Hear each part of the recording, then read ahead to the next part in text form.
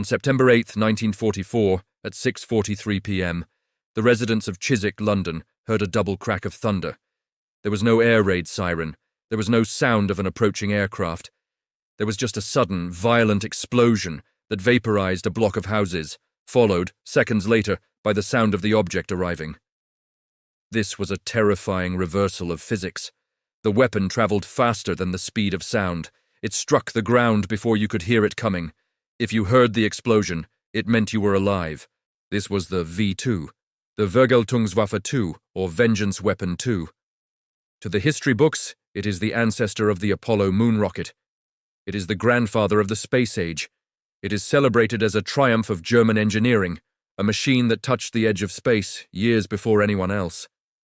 But to an economist or a logistics officer, the V-2 was something else entirely.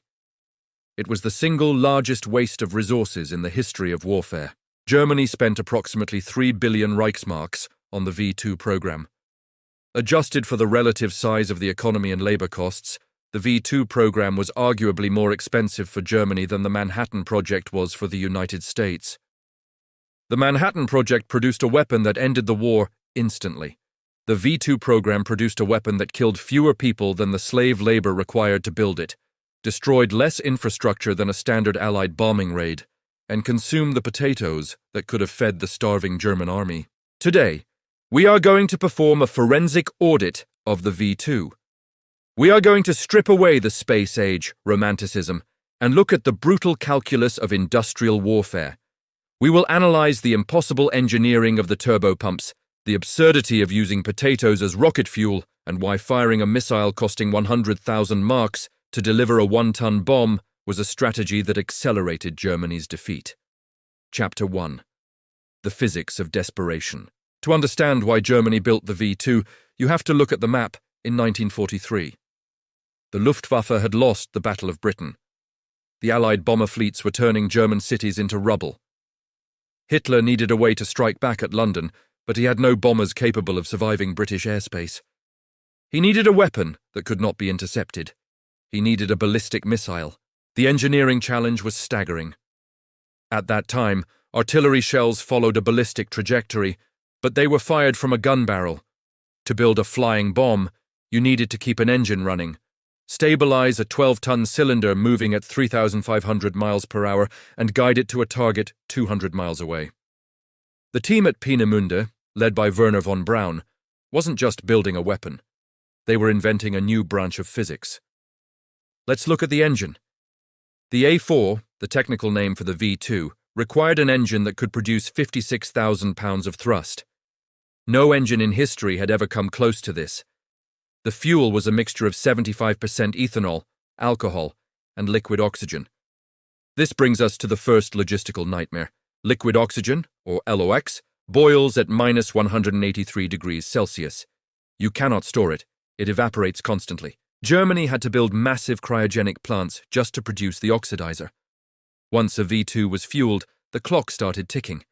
You had to launch it within hours, or the oxygen would boil away, freezing the valves and turning the rocket into a useless icicle. But the alcohol was the bigger economic problem. Germany was suffering from a massive food shortage. The alcohol used for the V-2 was distilled from potatoes. Here is the math of starvation. A single V-2 launch required roughly 4 tons of ethanol. To produce that much alcohol, you needed 30 tons of potatoes. 30 tons of potatoes could feed a German infantry battalion for a month. Instead, the Third Reich fermented those calories into fuel, poured them into a metal tube, and exploded them over a random street in London. Every time a V-2 launched, thousands of German citizens effectively went hungry. It was a literal trade-off between food and terror. Chapter 2. The Heart of the Beast, the Turbopump. The most critical component of the V-2, and the one that drove engineers to the brink of insanity, was the turbopump. To generate 56,000 pounds of thrust, you need to force fuel into the combustion chamber at incredible pressure. You cannot just let gravity do the work. You need to pump 50 gallons of fuel per second. If you used a standard electric pump, the batteries would be too heavy to lift.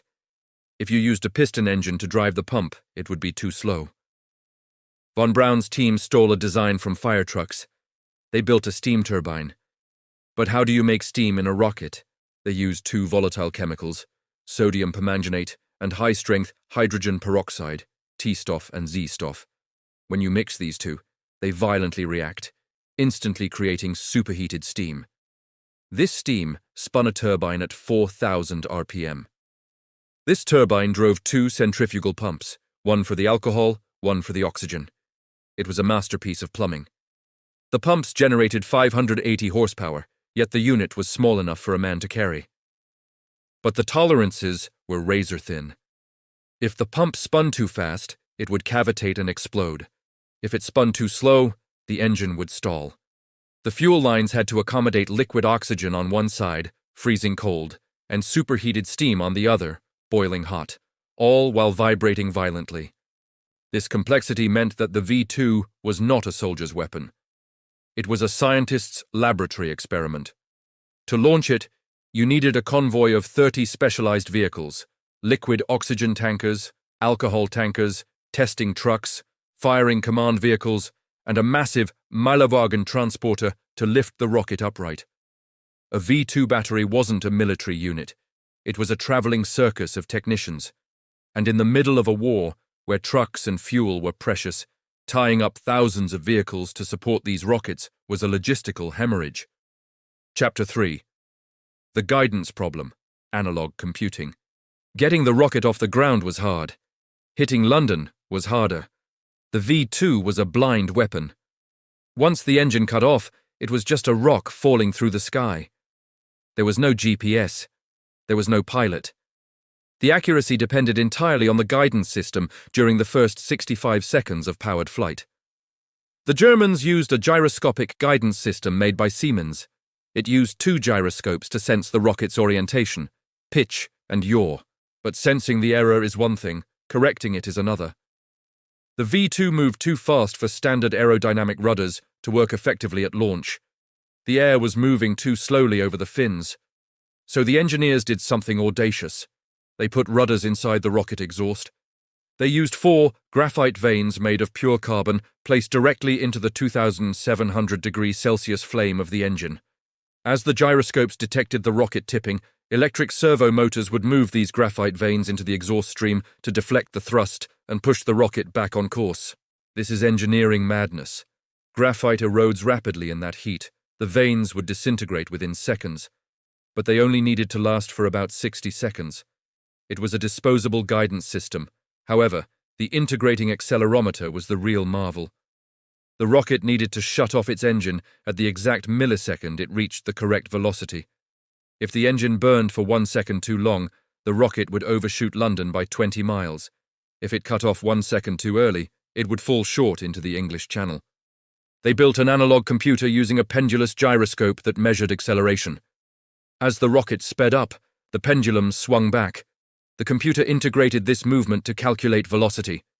When the target speed was reached, it sent an electrical signal to shut the valves. It was brilliant, and it was hopelessly inaccurate. The V-2 had a circular error probable, CP, of about 10 to 20 kilometers. This meant that if you aimed at Charing Cross Station in central London, you had a 50% chance of hitting somewhere in Greater London. You couldn't target a factory. You couldn't target a port. You could only target a city. From a military standpoint, a weapon that cannot hit a specific target is useless for tactical warfare. It can only be used for terror. And as the Blitz proved in 1940, terror does not win wars. Chapter 4. The Economics of Destruction. Now, let's look at the price tag. This is where the V-2 goes from an engineering marvel to a strategic crime. The cost of a single V-2 rocket dropped from 100,000 Reichsmarks in early production to about 50,000 marks by the end of the war. Let's take the average, 75,000 marks. For that price, Germany delivered exactly one warhead.